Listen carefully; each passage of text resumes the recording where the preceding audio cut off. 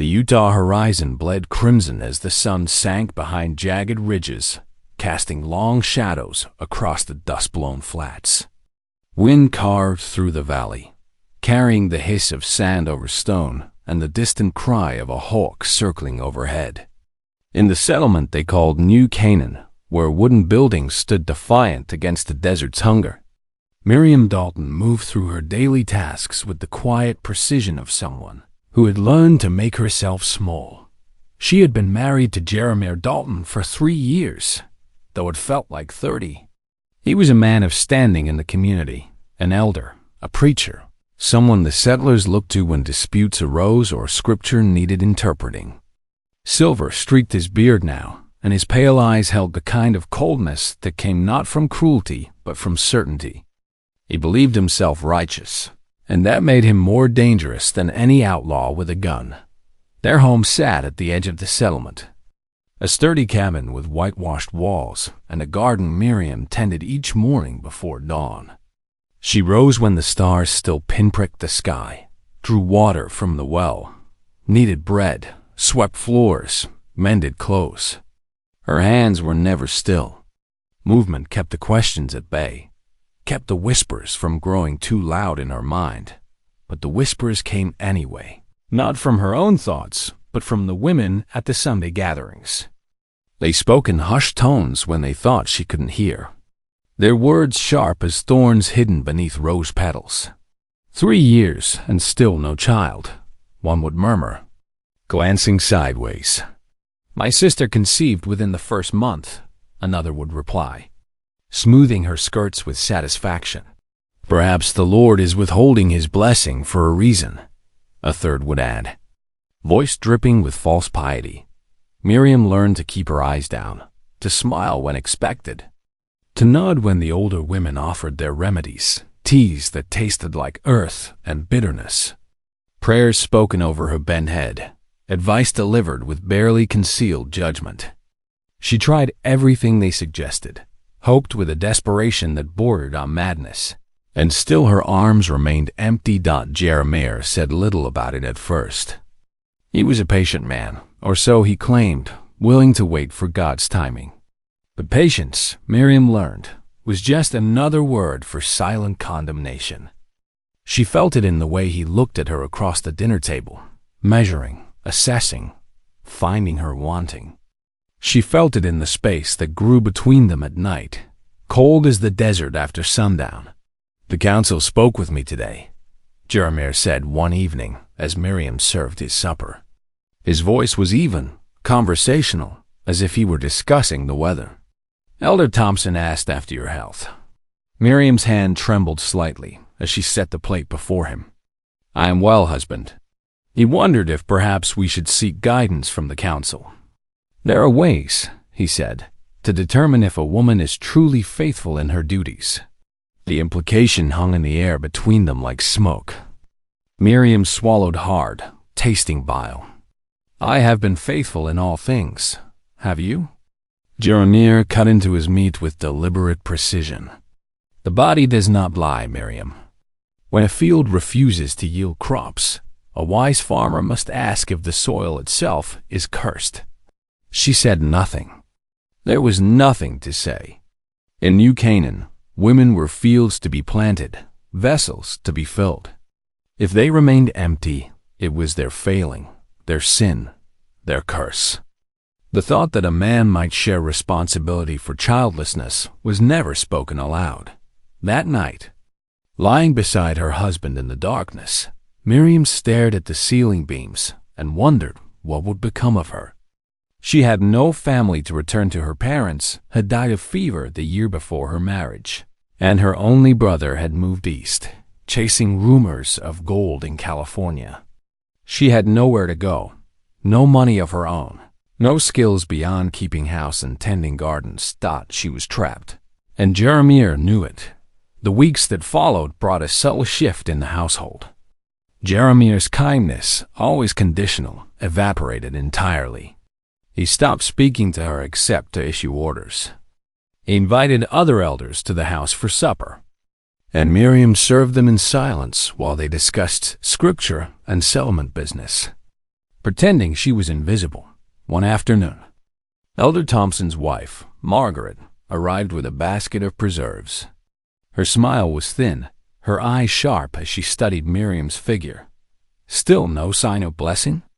Margaret asked, her voice honey-sweet and poisonous. "The Lord provides in His own time," Miriam replied carefully. "Or He withholds when there is sin," Margaret countered.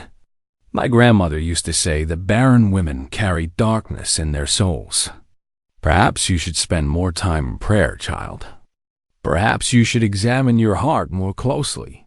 After Margaret left, Miriam stood in the kitchen, gripping the edge of the table until her knuckles whitened. Darkness in her soul. The words echoed like hammer blows. She wanted to scream, to weep, to run until her legs gave out and the desert swallowed her whole. Instead, she returned to her work. She had learned long ago that survival meant silence, that speaking up only brought more pain.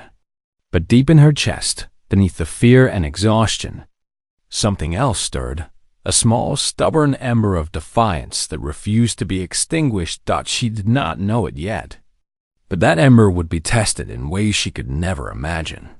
The desert had a way of revealing what people truly were, stripping away pretense until only truth remained.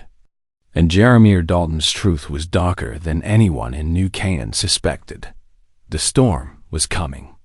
Miriam could feel it in the way the wind changed direction, in the cold weight of her husband's silence, in the sideways glances of the settlement women. Something was building, gathering strength like thunderclouds on the horizon. And when it finally broke, it would change everything. Part 2. The Judgment. The summons came on a Tuesday morning, delivered by Elder Thompson himself. He stood on the porch, hat in hand, expression grave. "The council requests your presence this evening," he told Jeremiah, though his eyes flickered briefly to Miriam. "Both of you?" Miriam's stomach dropped. Council meetings were serious affairs, reserved for disputes over land, accusations of wrongdoing, or matters of spiritual discipline. She had never been called before the council, had never imagined she would be. "What is this regarding?" Jeremiah asked, though Miriam suspected he already knew. "Your household circumstances," Thompson replied carefully. "There are concerns that must be addressed." After he left, Jeremiah turned to Miriam with eyes like winter frost. "You will say nothing unless spoken to directly. You will answer truthfully, and you will accept whatever judgment is rendered with humility and grace. Do you understand?" "Yes, husband." Her voice sounded hollow even to her own ears. That evening, they walked to the meeting house in silence. The building sat at the settlement center, a simple structure with rough-hewn benches and a raised platform where the 5 elders sat in judgment. Oil lamps cast flickering shadows across the walls, making the space feel smaller. More oppressive, the benches were filled with settlers' neighbors, acquaintances, women who had whispered about Miriam for years. They watched as she entered, their faces a mixture of curiosity and something darker. Schadenfreude, perhaps. The grim satisfaction of seeing someone else's suffering laid bare. The elders sat in a row, their faces stern. Jeremiah took his place among them, leaving Miriam to stand alone in the center of the room, feeling every eye upon her like brands against her skin. Elder Thompson rose to speak. "We are gathered to address a matter of grave concern. Miriam Dalton, wife of Elder Jeremiah Dalton, has been married these 3 years and has failed to produce offspring. This is not merely a private disappointment, but a spiritual matter that affects our entire community." Miriam's hands clenched at her sides. She wanted to speak, to defend herself, but Jeremiah's warning echoed in her mind. "Scripture tells us that children are a blessing from the Lord," Thompson continued. "When that blessing is withheld, we must ask why. Is there sin? Is there disobedience? Is there a curse upon the woman that prevents her from fulfilling her God-given purpose?" "I have committed no sin," Miriam said, her voice stronger than she felt. "I have been faithful in all things. Faithfulness is measured by results, another elder interjected. A faithful tree bears fruit. A faithful field yields crops. What have you yielded? The question hung in the air like an accusation. Miriam felt tears prick her eyes, but she refused to let them fall. She would not give them the satisfaction. Perhaps the fault lies not with me alone, she said quietly, and immediately regretted it. The room erupted in gasps and murmurs. A woman speaking against her husband, suggesting he might share responsibility. It was unthinkable. Jaramir's face darkened. "You dare," he said slowly, rising to his feet, "to question my manhood before this assembly." "I question nothing," Miriam said quickly, fear rising in her throat. "I only mean that such matters are known only to God." "God has made his judgment clear," Thompson said. 3 years without fruit. 3 years of failure. The old ways teach us that when a woman proves herself cursed, measures must be taken to protect the community from her corruption. What measures? Miriam asked, though part of her didn't want to know. Thompson glanced at Jaramir, who nodded slowly. "There is an ancient practice, one our forefathers used when faced with barrenness and spiritual corruption. The woman is returned to the earth, buried in the soil she failed to nourish with new life.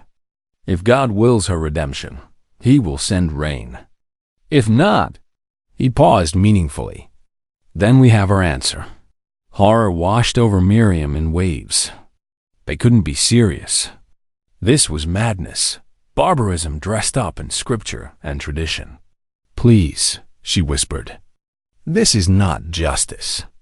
This is murder." "It is judgment," Jaramir corrected coldly, "and it is righteous." The vote was swift. 5 elders, 5 hands raised, unanimous. Miriam looked around the room, searching for a sympathetic face, someone who would speak up, who would say this was wrong. But the settlers looked away, unwilling to challenge their spiritual leaders, unwilling to risk their own standing by defending a woman already condemned. "The sentence will be carried out tomorrow at dusk," Thompson announced. "May God have mercy on your soul, Miriam Dalton." That night, Miriam lay in the darkness of her room. Jaramir had taken to sleeping elsewhere and tried to make sense of what was happening. How had her life come to this? She had done everything right, followed every rule, submitted to every demand. And still, she was being punished for something beyond her control. She thought about running. The desert was vast, and night provided cover. But where would she go? She had no horse, no supplies, no knowledge of survival beyond the settlement walls. She would die out there just as surely as she would die in that hole in the ground, unless someone helped her. Unless someone saw the injustice and chose mercy over law. But as dawn broke and no rescue came, Miriam understood the truth. She was alone. Whatever happened next, she would face it alone. The day passed in a blur. She was given no food, no water. They wanted her weak, compliant. At dusk, as the sun began its descent toward the horizon, 2 men came for her. They bound her hands with rough rope and led her through the settlement toward the open desert. Behind them, a crowd followed, silent as mourners at a funeral. Ahead, Miriam could see 3 riders waiting and a 4th man holding a shovel. The hole had already been dug. Her legs trembled, but she forced herself to walk with her head high. If these were to be her final moments, she would not give them the satisfaction of seeing her broken dot, not yet. Part 3. Buried alive, the spot they chose was a desolate stretch of hardpan where nothing grew, where even the stubborn sagebrush gave up trying. The hole gaped dark and hungry, deeper than Miriam had imagined. Deep enough that once she was inside, there would be no climbing out. Jaramir dismounted and approached her, his face unreadable in the dying light. For a moment, she thought she saw something flicker in his eyes, doubt perhaps, or regret. But it vanished as quickly as it appeared, replaced by cold certainty. 3 years I gave you shelter, food, prayers, he said, his voice carrying across the silence. And 3 years, no child. Not even a sign you ever tried. Miriam's throat burned as she forced words past the fear. God doesn't measure women by their wombs. You said that once before. His lips twisted. I say many things, but you are cursed. Every time I touched you, I felt the devil's breath. The words struck her like physical blows, but she refused to flinch. She had learned something in these last terrible days, that when everything was being taken from you, the only thing left was dignity. One of the men grabbed her roughly and pushed her toward the hole. She stumbled, caught herself, and for a wild moment considered running. But where? The desert stretched endlessly in every direction, and these men had horses, guns, and the certainty that comes from believing yourself righteous. They forced her to her knees at the edge of the pit. The man with the shovel, a silent, weathered rancher named Silas, stood nearby, eyes averted. He had always been kind to her at the general store, had once helped her carry a heavy sack of flour. Now he was complicit in her murder, and the betrayal hurt almost as much as her husband's cruelty. Get in, Jeremiah commanded. When she didn't move fast enough, they shoved her. She fell into the hole, landing hard on the packed earth below. The impact knocked the wind from her lungs, and she lay gasping, staring up at the circle of darkening sky above.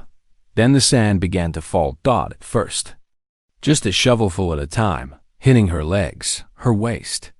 She scrambled to stand, but there was nowhere to go, no way to escape. The sand kept coming, heavier now, 2 men working the shovels while Jeremiah watched. Please, she whispered, then louder. Please. I've done nothing wrong. No one answered.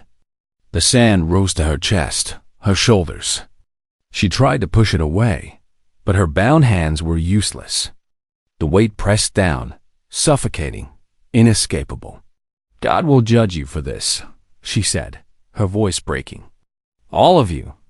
God has already judged, Jeremiah replied coldly. He knelt at the edge of the hole, close enough that she could see the lines around his mouth, the gray in his beard. If he means to spare you, he will send rain. If not, the vultures will come by morning. The sand reached her neck.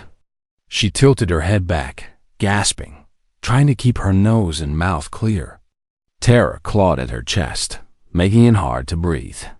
Please, she whispered one last time. Jeremiah stood, brushed dirt from his knees, and turned away. The others followed. Their horses' hooves kicked up small clouds of dust as they rode back toward New Canaan, leaving her alone with the coming night. Silence dropped like a curtain over the desert. The wind picked up, lashing her exposed face with sand. Her nose began to bleed from the dry air and the particles scraping her skin. Her eyes watered, then stung, then went blurry. She tried to move, to somehow work her way free, but the sand held her like cement. Only her head remained above ground, a solitary marker in the vast emptiness. The sun completed its descent, painting the sky in shades of purple and gold. Beautiful, she thought distantly. Her last sunset was beautiful. As darkness fell, she heard them, the vultures. Their harsh cries echoed from somewhere overhead, circling, waiting. They were patient creatures. They knew death when they saw it coming. Miriam tried to pray, but the words wouldn't come. What was there to say? That she forgave them? She didn't. That she understood? She never would. That she trusted God's plan? How could she, when his plan seemed to be her slow, agonizing death? Instead, she thought of small things, the taste of fresh bread, the feeling of clean sheets, the sound of children laughing. Simple pleasure she would never experience again. Time lost meaning. Hours might have passed, or only minutes. Her vision blurred further, whether from tears or dehydration she couldn't tell. Her body trembled uncontrollably, though she couldn't say if it was from cold or shock. Then, Somewhere in the gathering darkness, she heard something. Not vultures, not wind, hoofbeats. Her heart surged with desperate hope. Someone was coming. Someone had changed their mind, had found the courage to defy Jeremiah and the council. She tried to cry out, but her throat was too dry, her voice too weak. The hoofbeats grew closer, then stopped. She heard boots hitting the ground, the jingle of spurs. "Oh, sir!" Her voice came out as barely a croak. A shadow blocked the stars. She couldn't make out features, just a tall silhouette, broad-shouldered and still. "Help," she managed. "Please." The figure didn't move for a long moment. Then a man's voice, rough and suspicious, cut through the darkness. "This a trick?" She tried to shake her head, but the sand held her fast. "Please," she whispered again. "Don't go." Another pause. Then the man knelt, bringing himself closer. In the faint starlight, she could make out a weathered face, hard eyes, a jaw set with determination or doubt. She couldn't tell which. "Lord Almighty," he muttered. "What the hell did they do to you?" She wanted to answer, to explain, but consciousness was slipping. The edges of her vision darkened, and she felt herself falling away from the moment, from the pain, from everything. The last thing she heard before the darkness claimed her was the man cursing, followed by the sound of hands digging frantically through sand. Then nothing. Part 4. The rescue Elias Carter had not meant to take this road. The sun was low, casting long shadows across the red sand, and he was heading home with his pack horse, laden with grain and supplies from town. He was a man of few words and fewer smiles. Someone the desert had weathered into something hard and practical. But something drew him off the main path, a feeling, maybe, or a sound that didn't fit the evening's natural rhythm. He pulled his horse to a stop near a small rise and squinted across the darkening landscape. At first, he thought he was seeing things. A trick of light, perhaps, or a strange rock formation. Then he saw it blink. Human eyes staring up from the ground. Elias drew his revolver and approached cautiously. He had heard stories of bandits using desperate women as bait, luring good Samaritans into ambushes. The frontier was full of men who would gut you for the coins in your pocket and sleep soundly afterward. This a trick? He called out, circling wide. "You bait for an ambush?" The eyes blinked again, slower this time. No voice answered, just a desperate, barely perceptible shake of what he now realized was a head buried in the sand. He came closer, keeping his gun ready, and finally saw her clearly. A woman, young, maybe 25 at most, buried up to her neck in the desert floor. Her face was caked with dust and dried blood, her lips cracked and bleeding, her hair crusted with sand. "Don't move," he said, though she couldn't if she tried. "I'm going to figure out what's happening here." From somewhere beneath the sand came a whisper, so faint he almost missed it. "Don't go." Something in those two words, the desperation, the thread of hope barely clinging to life, decided him. Elias holstered his weapon and dropped to his knees. "Lord Almighty," he muttered. "What the hell did they do to you?" He tried the shovel first, but quickly realized the blade might hurt her if he wasn't careful. Setting it aside, he began digging with his bare hands, scooping away sand in desperate handfuls. The earth was hard-packed near the surface, and his fingers scraped raw against it. "Easy," he said, more to himself than to her. "I got you. Just hold on." Her eyes watched him work, barely focused now. He could see her slipping away, consciousness fading like smoke. "Stay with me," he growled. "Don't you dare die. Not after I came all this way." He uncovered her shoulders first, then her chest.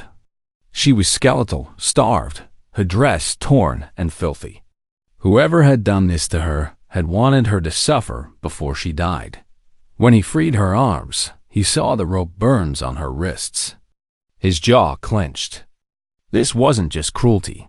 It was calculated evil. He pulled his canteen from his belt and dribbled a few drops of water onto her lips. She licked at them desperately, and he had to stop her from trying to gulp more. "Slow," he warned. "Too much will kill you just as sure as none." By the time he freed her waist, full darkness had fallen. The temperature dropped rapidly, as it always did in the desert, and he felt her body start to shiver violently. Shock, dehydration, exposure. She was teetering on the edge. "Stay with me," he said again, digging faster. Just a little more. When he finally freed her legs, she was barely conscious. He lifted her from the hole, surprised by how little she weighed.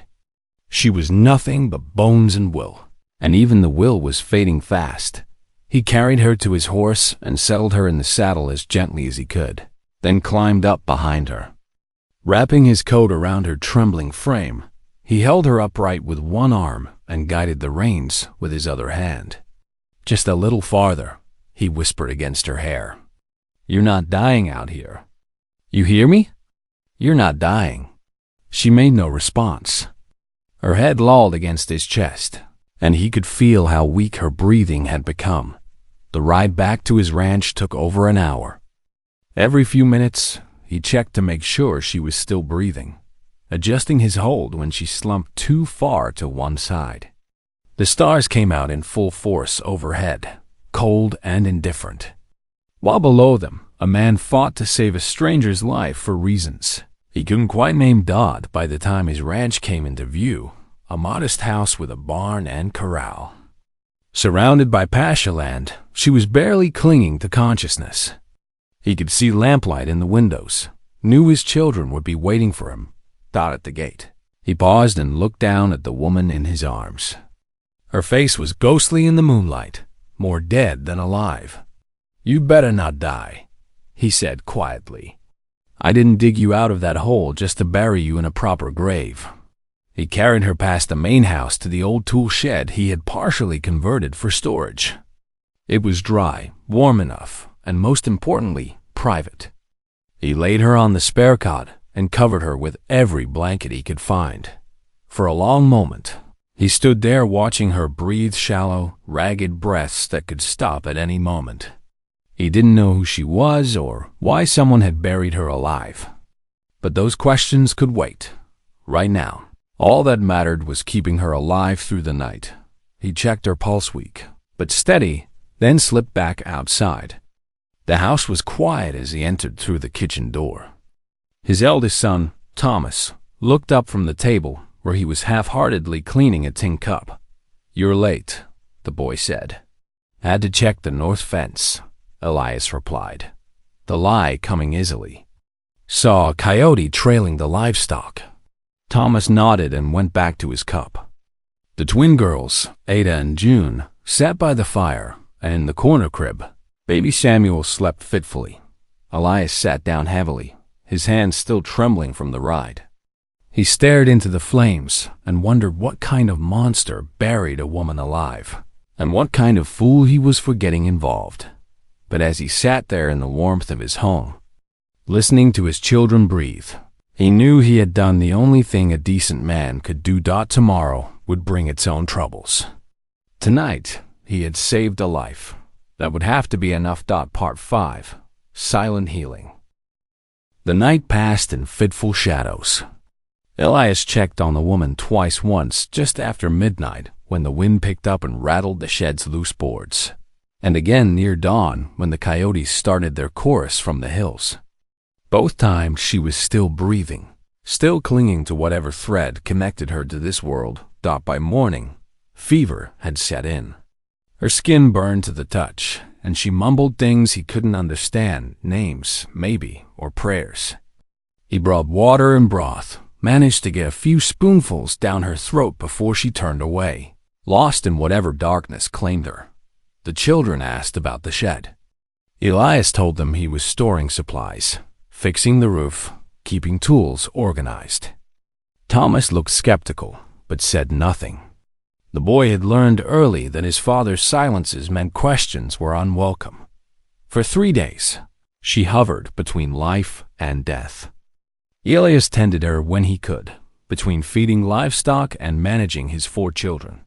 He changed the cloth on her forehead, forced water past her cracked lips, and once, when her breathing grew so shallow he thought she had died, he sat beside the cot and found himself praying for the first time since his wife Mary had passed. On the 4th morning, he entered the shed to find her eyes open, clear, watching him. He froze in the doorway, tin cup of water in hand. "You're awake," he said, the words inadequate for the relief that flooded through him. She tried to speak, but her voice was gone. He moved quickly, kneeling beside the cot and holding the cup to her lips. She drank slowly, carefully, her eyes never leaving his face. "Easy," he murmured. "You've been sick, fevered. Thought we might lose you a couple times." When she finished drinking, she lay back against the thin pillow, exhausted from even that small effort. He set the cup aside and studied her properly now that she was conscious. Young, maybe mid-20s, with dark hair and eyes that held too much pain for someone so young. "Can you tell me your name?" he asked gently. "Miriam," she whispered, the word barely audible. "Miriam. I'm Elias Carter. This is my ranch." He paused. "Who did that to you?" Her eyes filled with tears, but she blinked them back. "My husband." The words hit him like a fist to the gut. He sat back on his heels, processing. A husband. That meant this wasn't just random cruelty. It was something worse. Something calculated. Why? He asked, though he wasn't sure he wanted to know the answer. "Because I couldn't give him children." Her voice broke on the last word. "They said I was cursed." The council voted. "Jeremiah, my husband, he..." She couldn't finish. Elias felt rage building in his chest, hot and righteous. He had seen evil men in his time, had fought in skirmishes during the range wars, had buried friends killed over land disputes and water rights. But burying a woman alive for something beyond her control, that was a different kind of evil. "You're safe here," he said finally. "No one knows you're in this shed but me. You rest. Get your strength back. We'll figure out the rest later." Over the following days, Miriam slowly recovered. The fever broke, and color returned to her cheeks. She could sit up without help, could eat solid food, could walk a few steps before exhaustion claimed her. Elias brought her meals, clean water, and spare clothes that had belonged to his late wife's simple dresses that hung loose on Miriam's thin frame but were better than the torn rags she had been wearing. They didn't talk much. Elias wasn't a man of many words, and Miriam seemed to have used up her lifetime supply of speech in whatever hell she had endured. But silence between them felt comfortable, not awkward. The silence of two people who understood that some things didn't need explaining. It was on the 7th night that everything changed. Baby Samuel woke crying just after midnight. The sound cut through the darkness, piercing and desperate. Elias stirred in his bed, groggy, about to rise. When he heard the front door creak open, he was on his feet instantly, moving silently through the darkened house. What he saw stopped him cold. Miriam stood beside the crib, the baby cradled in her arms. She was humming something low and gentle, swaying slightly, her cheek pressed against the infant's downy head. Samuel had stopped crying, his tiny fist clutching her borrowed dress, his eyes already drifting shut. Elias watched from the doorway, hidden in shadow. He should have been angry, this stranger holding his son without permission. But the anger wouldn't come. Instead, he felt something else, something he couldn't quite name. She looked like she belonged there, like she had been born to hold a child exactly that way, careful, reverent, as if the baby were made of spun glass and starlight. "Hush now, little one," she whispered, her voice carrying across the quiet room. "The stars will hold your dreams." She rocked for a few more minutes, then gently returned Samuel to his crib. She lingered, brushing a strand of hair from his forehead, before turning to leave. That's when she saw Elias. They stood frozen, staring at each other across the darkened room. Her eyes widened with fear that he would be angry, that he would send her away, that she had overstepped some invisible boundary. He said nothing, just gave a single, almost imperceptible nod. Then he turned and walked back to his room, leaving her standing there in the LAMPL IGH the next morning. He found her sweeping the front porch. He hadn't asked her to. She just was. You didn't have to do that, he said. I wanted to. She met his eyes. You saved my life. The least I can do is help around the place. You're still recovering. I'm stronger than I look. He studied her for a moment, then nodded. Breakfast is almost ready. Come inside when you're done. It became their routine. She helped where she could, sweeping, mending clothes, preparing vegetables for supper. The children grew accustomed to seeing her around. Though Elias had told them only that she was a friend who needed a place to stay for a while. Ada and June took to her immediately, following her around like ducklings, asking endless questions. Thomas remained wary but polite. And Samuel seemed to save his brightest smiles for when Miriam picked him up. 2 weeks after he had pulled her from the desert, Elias sat on the porch after supper, watching the sunset. Miriam joined him, sitting on the step below, her hands folded in her lap. Thank you, she said quietly. For everything, you don't need to thank me. I do, though. You could have left me there. Most people would have. He was quiet for a moment. Most people aren't worth much then. She smiled, a small, fragile thing, but real. It was the first time he had seen her smile, and it transformed her face entirely. They sat in comfortable silence as darkness crept across the land. Neither of them knew that the peace they were building was temporary, that the past was already moving toward them like a storm gathering strength on the horizon. For now, though, they had a quiet evening, a shared understanding, and the beginning of something neither of them had the words to name. Part 6. The discovery Elias Carter made the trip to town every 2 weeks for supplies. Flour, salt, nails, whatever the ranch and his children needed. It was a full day's ride to the settlement and back, and he usually timed it so he could return before dark. This particular trip, he was running late. The general store had been low on grain, and he had to wait while they brought more from the back. By the time he finished his business and started loading the pack horse, the sun was already past its peak. He stopped at the post office to check for mail. Not that he expected any, but it was habit. While he waited for the clerk to check the boxes, he overheard 2 men talking on the porch outside. Did you hear about Dalton's third wife? Elias's hand stilled on the counter. Something cold settled in his stomach. Word is she ran off, the second man replied. Disgraced him in front of the whole council. Ran off? Man said she went missing.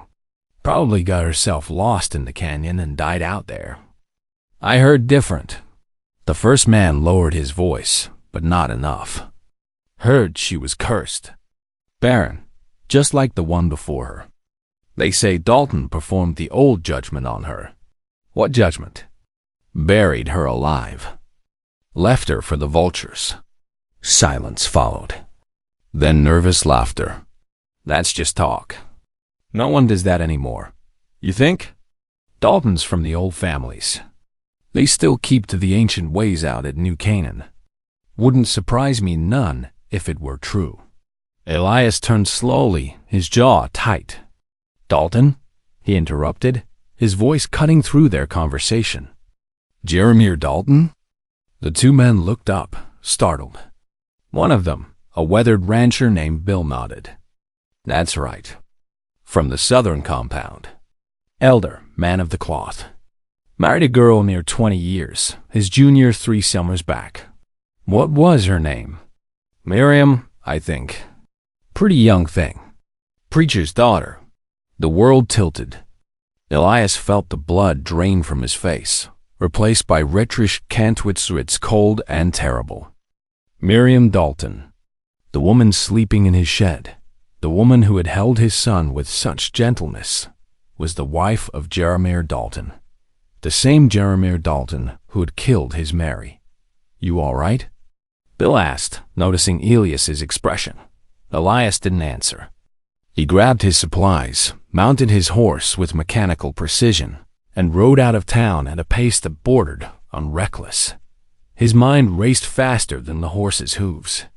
3 years ago, Mary had gone into early labor with their 4th child. She was only 7 months along, and something had gone wrong from the start. The bleeding wouldn't stop.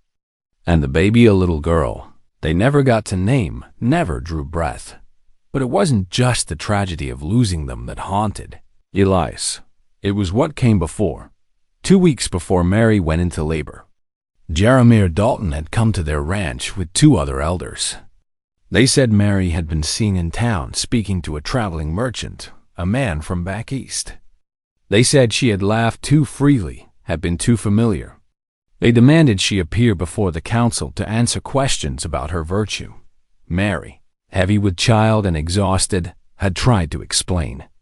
The merchant was her cousin, passing through on his way to California. She hadn't seen him in 10 years. There was nothing improper about their conversation, but the elders wouldn't listen. They insisted she come to New Canaan, stand before the council, and submit to their questions. Mary, terrified of what the stress might do to the baby, had refused. That refusal, Elias now understood, had sealed her fate. The council had declared her in contempt of spiritual authority. They spread rumors through the settlement whispers that Mary Carter was defiant, possibly unfaithful, certainly unsubmissive. The shame had broken something in her. She cried for days, barely ate, couldn't sleep, and then the labor came early. Elias had ridden through a storm to fetch the midwife, but by the time they returned, it was too late. Mary bled out in their bed while Elias held her hand and begged her to stay. The baby was already gone. After they were buried, a letter arrived from the council. Brief, cold, written in Jeremiah Dalton's neat script. "We regret to inform you of your loss. Such is the consequence when wives defy the natural order. It was God's will. May you find a more obedient helpmeet in the future. God's will." As if Mary's death was punishment for daring to speak in her own defense, Elias had wanted to ride to New Canaan and put a bullet through Dalton's heart. But he had 4 children, 3 young ones, and a newborn who needed him. He couldn't risk leaving them orphaned for the sake of revenge.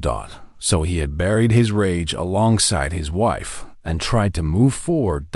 And now, Miriam, Jeremiah Dalton's wife, was living in his shed, caring for his children, holding his son, the woman married to the man who killed Mary. By the time Elias reached the ranch, the sun was setting in streaks of crimson and gold.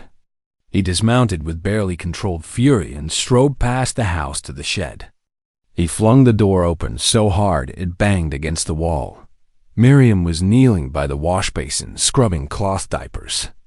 She turned, startled by the violence of his entrance. "What's your name?" he demanded, voice like gravel. She blinked, confused.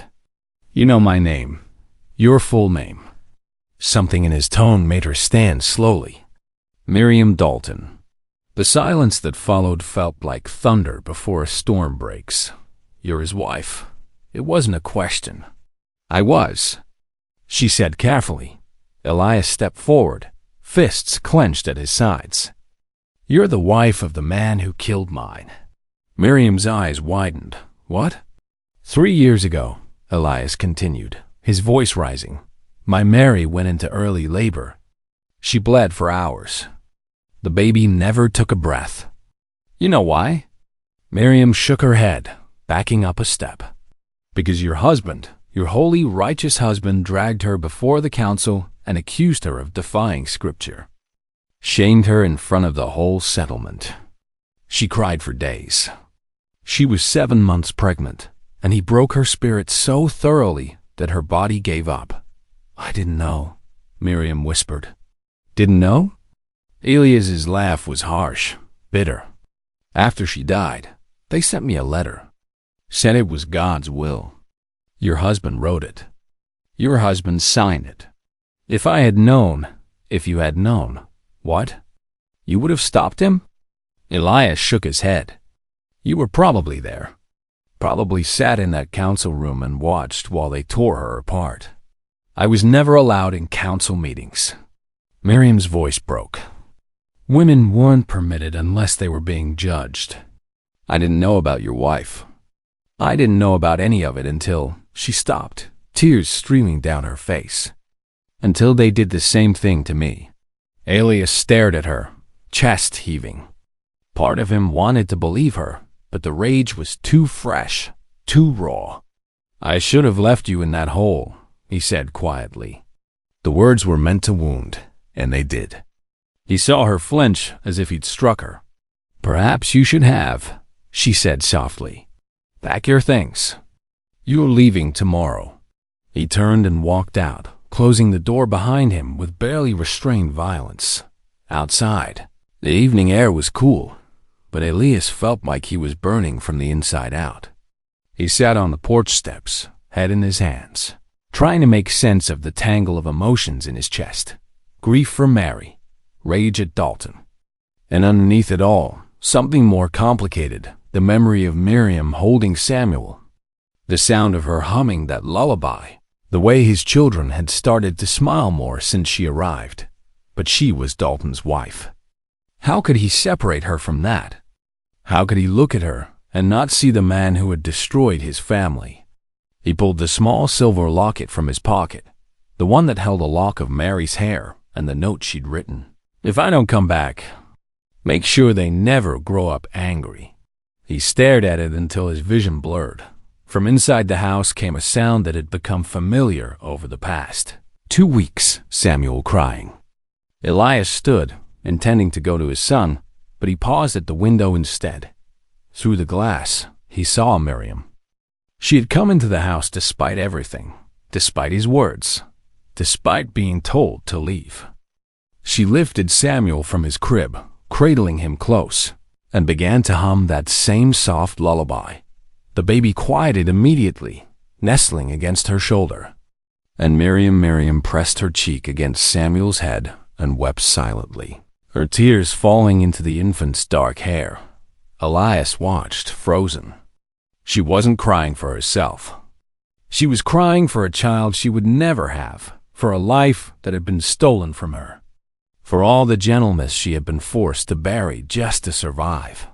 And he realized, standing there in the darkness, that she was as much Dalton's victim as Mary had been, maybe more. He stayed outside all night, the locket in one hand, watching the stars wheel overhead. The wind picked up after midnight, cold and relentless, but he barely felt it by dawn. He had made his decision. Part 7. The storm returns 3 weeks past in uneasy peace. Elias never took back his words about Miriam leaving, but he never mentioned it again either. She continued helping around the ranch, moving like a ghost through her daily tasks, careful not to overstep, careful not to assume she belonged, but something had shifted between them. The easy silence they had shared before his discovery was gone, replaced by a tension that hummed like a taut wire. They were polite, distant, like two people sharing a stagecoach who knew they'd never see each other again after the journey ended. The children sensed the change, but didn't understand it. Ada and June still clung to Miriam's skirts, still begged for stories. Thomas watched everything with wary eyes, old enough to feel the undercurrents, but not old enough to name them. And Samuel still smiled brightest when Miriam picked him up. It was a Tuesday when everything fell apart. The sun hung high and merciless, burning the dust into something that shimmered like water on the horizon. Miriam stood near the clothesline, pinning diapers to the rope, humming softly to herself. The twins were playing by the porch, their laughter carrying on the hot wind. Thomas sat in the shade, sharpening his knife with the focused intensity of someone twice his age. Then the thunder came, not from the sky, but from the earth. Hoofbeats, hard and fast, approaching from the south. Miriam's hands froze on the clothesline. She knew that sound, had heard it in nightmares every night since Elias pulled her from the ground. 4 riders appeared first, dust trailing behind them like smoke. And then a 5th, sitting tall and rigid in the saddle. Jeremiah Dalton. Time seemed to slow. The children stopped playing. Thomas stood immediately, knife gripped tight, his young face set with determination. Miriam dropped the diaper she was holding and stepped forward, planting herself between the approaching riders and the house, between them and the children. "Where is he?" Jeremiah's voice cut across the yard as he reined in his horse. "Where's Carter?" Miriam said nothing. She couldn't speak past the terror lodged in her throat, but she wouldn't move. Wouldn't let them pass. Jeremiah dismounted, his white beard catching the sunlight, his pale eyes colder than she remembered. The 4 men behind him followed suit, rough men. The kind who did the council's dirty work without asking questions. "I see you've made yourself quite comfortable," Jeremiah said, looking around the property with obvious disdain. "They even picked up some bastards to replace the child you failed to give me." Ada whimpered and clutched at Miriam's skirt. Miriam gently pushed the little girl behind her, never taking her eyes off her former husband. "You're trespassing," Miriam said, surprised by the steadiness in her voice. "Get off this land. Trespassing?" Jeremiah laughed, a sound like rocks grinding together. "Girl, you forget yourself. You're still my wife. By the laws of our community, that makes you my property. And by those same laws, I have every right to reclaim what was stolen from me." "I was buried alive," Miriam said, louder now. "By your hands. A punishment ordained by Scripture and voted upon by the council," Jeremiah countered. "You ran from judgment. That makes you a thief and a sinner. It makes me a survivor." One of the men behind Jeremiah stepped forward. "Enough talk. Let's just take her and back away from her." The voice came from the south ridge. Every head turned. Elias came thundering in on his horse, riding hard, his hat gone, hair whipping in the wind. He pulled up short between Miriam and the men, his horse snorting and stamping. And when he dismounted, there was a revolver already in his hand. "Step away from my house," Elias said, his voice deadly quiet. "Or I'll step through your bones to make you." Jeremiah's expression twisted into something ugly. "She belongs to me, Carter." "No." Elias cocked the revolver. "She belongs to herself. And she's under my protection now. You're harboring a fugitive. A woman who fled righteous judgment. I'm protecting someone you tried to murder." Elias took a step forward. "There's a difference." Jeremiah looked past him to Miriam. "You poisoned him against me. Filled his head with your lies, your victim's tales." "I told him the truth," Miriam said. "Something you wouldn't recognize if it bit you." Jeremiah gave a signal. The first man lunged at Elias. What followed happened too fast for the children to fully understand, though Thomas would remember it for the rest of his life. Elias ducked under the man's swing and fired. The bullet caught the attacker in the thigh, and he went down screaming. Another man came from the side, blade flashing. Elias turned, blocked with his forearm. The knife caught his ribs, shallow but bleeding, and he stumbled back a step. Then the third man tackled him, knocking the revolver from his hand. They hit the ground hard, rolling in the dust, fists flying. Jeremiah walked forward through the chaos, his eyes fixed on Miriam. "You think he can save you? You think running to another man changes what you are?" Miriam backed toward the house, the children behind her, her hand grasping blindly until it found the oil lamp sitting by the door. Her fingers closed around the glass base. "Stay back," she warned. Jeremiah kept coming. "You're a cursed girl." Barren and broken. "He'll see it soon enough. He'll realize you're poison, just like I did." He reached for Ada, his hand closing on the child's arm. Miriam screamed.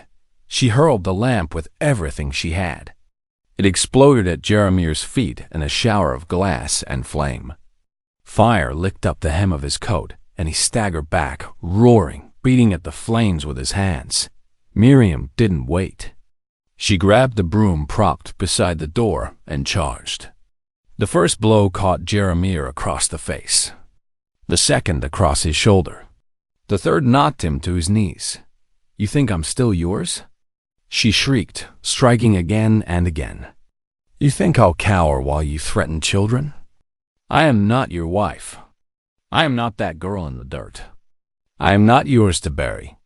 Blood ran from Jaramir's nose. His lips split. He raised his hands to shield himself, genuine fear flickering in his eyes for the first time. Behind them, Elias had fought free of his attacker and stood now, bruised and bleeding, holding the broken shovel handle like a club. The men hesitated, looking to their leader. Jaramir, still on his knees, wiped blood from his mouth and glared up at Miriam with pure hatred. "You'll regret this." "No," Elias said, moving to stand beside Miriam. "You will. Now get off my land." One of the men grabbed Jaramir's arm, pulling him up. "Come on. This isn't worth it." They mounted in tense silence, Jaramir's face a mask of rage and humiliation. As they turned their horses, he looked back once more. "This isn't over," he said. "Yes," Miriam replied quietly. "It is." They watched the riders disappear into the dust, their hoofbeats fading until silence reclaimed the ranch dot. Then Miriam's legs gave out. She collapsed to her knees in the dirt, the broom falling from her hands, her whole body shaking. Elias knelt beside her, his own hands trembling. "You all right?" She nodded, unable to speak. "You all alive?"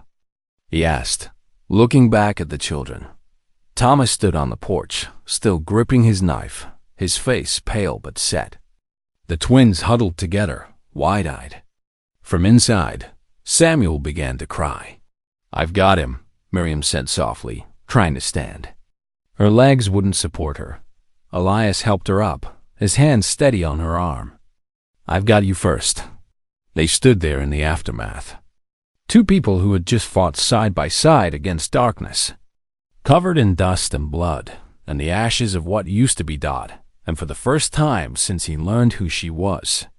Elias looked at Miriam and saw not Jaramir Dalton's wife, but simply Miriam, a woman who had endured hell and come out fighting. "Come on," he said quietly. "Let's get you inside." She nodded, and together they walked toward the house, toward the crying baby, toward whatever came next. The storm had passed, but they both knew the sky hadn't finished clearing yet. Part 8. Where the dust settles, the earth had softened since the last frost melted away. Spring rain had come gentle and persistent, breaking the ground without flooding it, coaxing green shoots from the reluctant soil. Miriam knelt in the garden beside the porch, hands deep in the dirt, pressing mustard seeds into neat little rows. The soil was warm, the kind that promised life if you gave it time and tending. Behind her, the wind carried the sound of children. "Mama, is dinner ready yet?" She looked over her shoulder, wiping her brow with the back of her sleeve, smiling at the word she never thought she'd hear directed at her. "Almost, darling. Wash up first." The twins raced inside, muddy from whatever adventure they'd cooked up by the creek. Thomas followed more slowly, trying to look annoyed but failing to hide the grin tugging at his lips. At 12 now, he was growing into his father's height, all gangly limbs and quiet strength. Elias stepped onto the porch with 2 tin mugs of sweetened tea, the soft clunk of his boots on wood a familiar rhythm. The stitches at his side from the fight had healed months ago, leaving only a thin white scar, a reminder of the day everything changed. He handed one mug down to her. Their fingers brushed, calloused and warm, a touch that had become comfortable over the months of working side by side. building something neither of them had dared hope for. He sat beside her on the step, both of them watching the sun dip lower toward the hills, casting amber light over the pasture. The world felt still, like it was holding its breath just to let them enjoy this sliver of peace. They had fought so hard to claim Dodd after Jeremiah and his men left that terrible afternoon. Word had spread through the settlements. Some folks condemned Elias for harboring another man's wife. Others whispered about the old ways and cruel judgments, questioning whether New Canaan's council had gone too far. 2 weeks after the confrontation, a territorial marshal had ridden out to investigate. He listened to Miriam's story, examined the rope scars still visible on her wrists, and spoke with settlers who had witnessed the council's judgment. In the end, he declared the marriage dissolved under territorial law. Woman buried alive and left to die had no legal obligation to the man who tried to kill her. Jeremiah Dalton never came back. Rumor said he'd left Utah Territory entirely, headed east where his past wouldn't follow him. The council at New Canaan fractured after his departure, some families leaving, others trying to reform their ways. Miriam never asked what became of him.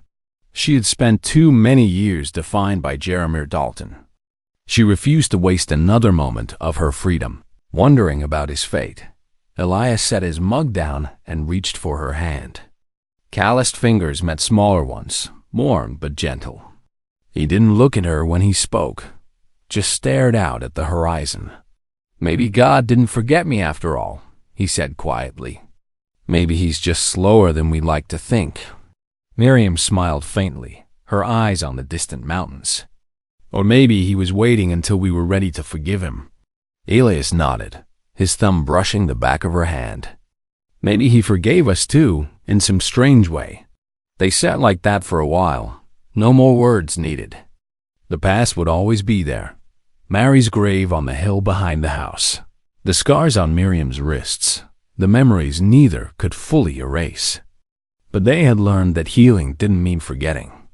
It meant choosing to build something new on top of the old pain.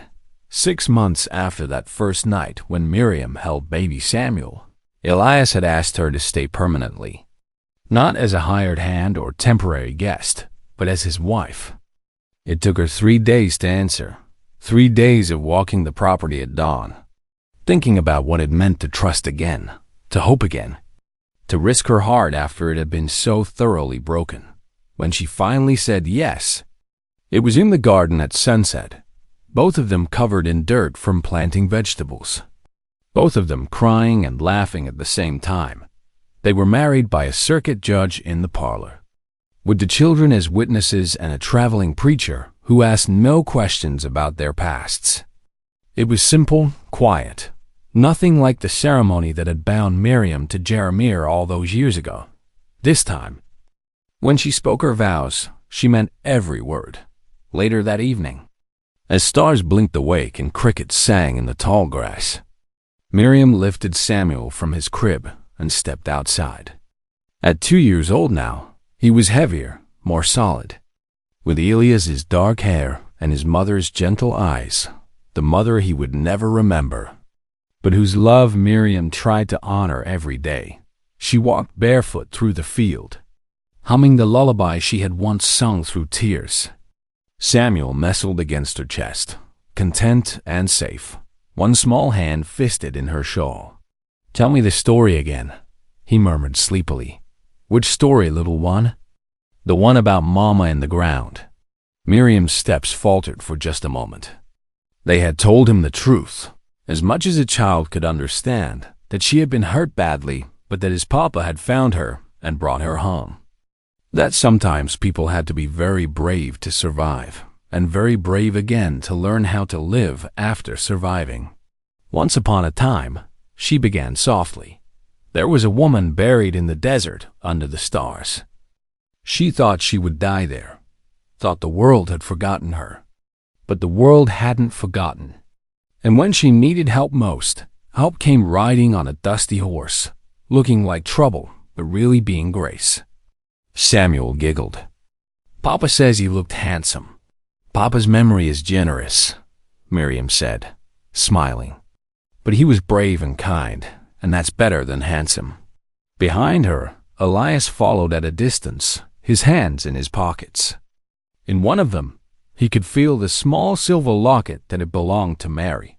He carried it still, but the weight of it had changed. It was no longer an anchor dragging him backward, but a reminder of what he had loved and what he had learned about love's many forms. He had taken it out that morning, opened it one last time to look at the lock of hair and the note inside. Then he had walked to Mary's grave and knelt in the grass.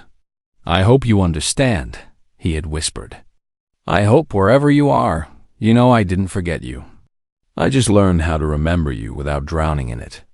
Now, watching Miriam carry his son through the twilight, he felt something settle in his chest, not the absence of grief, but the presence of peace alongside it. Miriam returned Samuel to his crib and tucked him in, singing the last verse of the lullaby until his breathing deepened into sleep.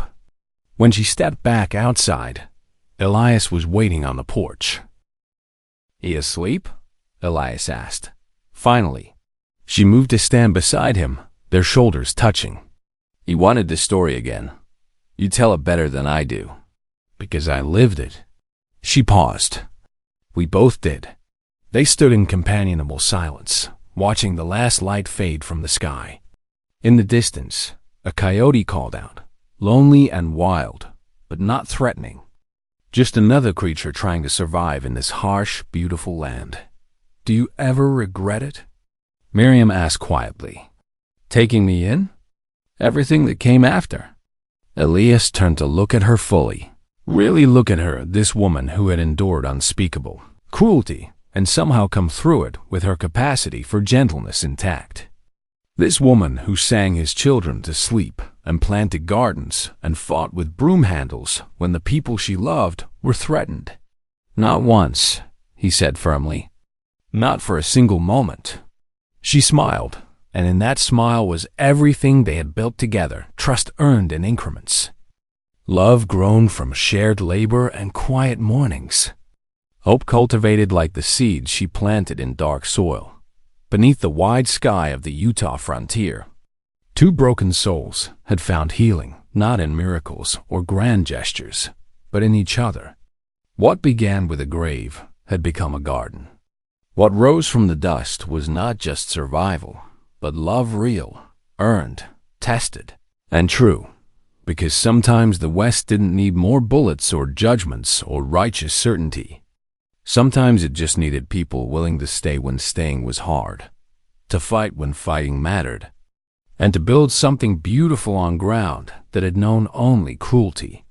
The stars came out in full force, cold and brilliant, the same stars that had watched Miriam nearly die alone in the desert. But she wasn't alone anymore. She had a home, a family, a man who saw her not as property or failure, but as someone worth saving, worth choosing, worth loving. And in the end, that was all any of them really needed: to be seen, to be chosen, to be loved not despite their scars, but including them. Elias took her hand and led her inside, where lamplight warmed the windows and children dreamed safe dreams. Behind them, the desert sighed and settled, ancient and patient, keeping its secrets.